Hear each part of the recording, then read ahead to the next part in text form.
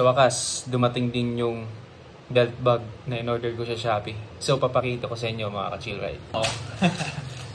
Ito na yun. Ito na. So, bubuksan na natin. Let's go! Wow! So, ito na yun. Siguro kilala nyo itong belt bag na to. Yung na-order natin sa Shopee. At sobrang sikat ng belt bag na to. Kasi grabe, ang dami niyang mapagkasyang gamit dito. Buksan na natin, huwag na natin patagin itong video na to. Ayan. So, yung mga inclusion dito sa bag na to ay ito lang. Yung sticker ng Immortal. Yan. Immortal, we play as one. Yan o. Siguro kilala nyo si Jay Katagumpay. Nakita ko lang dito sa kanya at napabili din ako sa sa Shopee. So sobrang ganda nitong belt bag na to. Ayan. So dito sa unahan makikita mo yung logo ng Immortal. Ayan o. Yan, sobrang ganda ng pagkakatahi oh. Sobrang tibay. Kitang-kita naman. Hindi tinipid sa material. Tapos ito yung sa front niya. Buksan natin. Wala na tong cut na video na to. Wala nang cut. Yan. Pakabukas mo, meron agad dito nakalagay na Immortal. We play as one. Yan. Ito yung papatunay na legit tong bag na to. Meron silang QR code dito. Tapos, dito sa unahan, makikita mo kaagad yung unang packet niya dito. Napakaluwag kasya yung dalawang cellphone. Tapos dito naman sa ikalawang packet. Yan. Sobrang luwag. Sobrang luwag, boy. Tapos ito naman sa ikatlong packet. Yan, no. Dito, makakalagay ka pa dito ng mga cards mo. Dito. ATM card, ballpen, wallet, malalagay mo din dito. Dito, kasi dito yung half M or 1M na pera mo. Ganyan kalaki. Lulubo pa to. Kasya dito. Grabe. Power bank. Tsaka 3 cellphone kaya dito. Charger kaya dito. Tapos dito sa sa taas, meron pa din siya dito. Naka-secret. So lalagay mo naman dito yung ORCR mo. Yung mga documents ng motor mo pwede mo dito ilagay. Yung pwede matupi dito mo ilalagay. Tapos dito naman sa likod meron siyang secret weapon. May sikreto siya dito sa likod. Grabe tong bag na to. Ang daming packets. Bilib na talaga ako dito. So buksan natin. Yan. Ano? Makakapaglagay ka dito ng remote nyo sa bahay. Makakalagay ka dito ng isang cellphone at saka pera, siyempre. Yan, tapos dito naman sa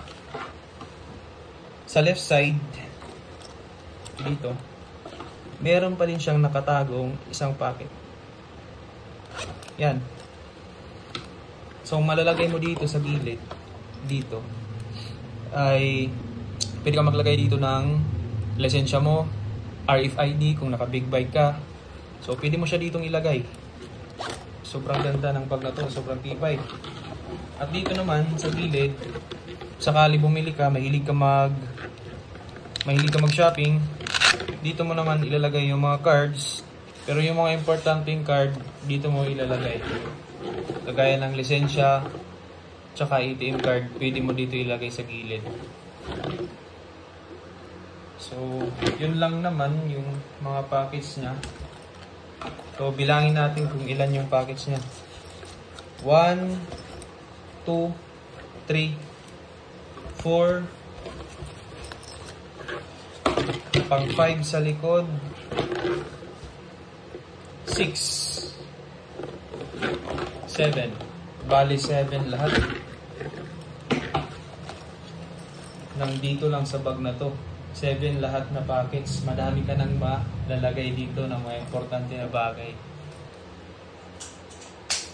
Yan o. Grabe, formado talaga oh. Hindi siya bulky ha, hindi siya masyadong malaki pero madami ka nang malalagay na bagay dito. Mga importanteng bagay na gamit tuwing naglo-long ride. Yan no. Yan no.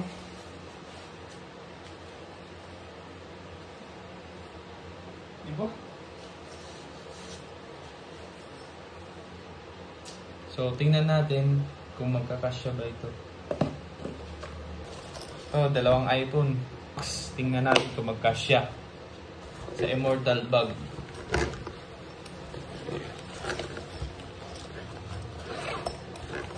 Ano? Kasya oh.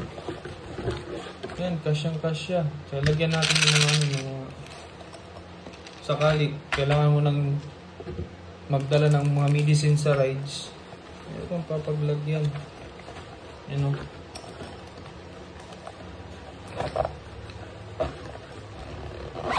Yan. Tsaka, mahigpitan mo pa dito. Yan. Yan. Tapos, babag mo na lang.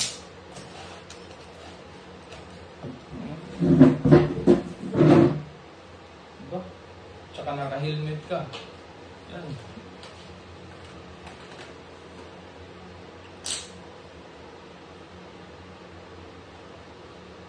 So yun guys. So nakita nyo naman sobrang daming may lalagay ng mga importanteng bagay dito sa belt bag na to. So yung link nilagay ko na lang sa comment section at may redirect kaagad kayo doon sa Shopee para i-check out nyo kaagad itong belt bag na to. So wag nyo antayin na maubos pang stock ng ganitong klaseng belt bag kasi sobrang ganda ng quality. So yun lang, nasa comment section na yung link, i-click mo na lang at check out kaagad para hindi ka maubusan. Alright, ride safe always and peace out.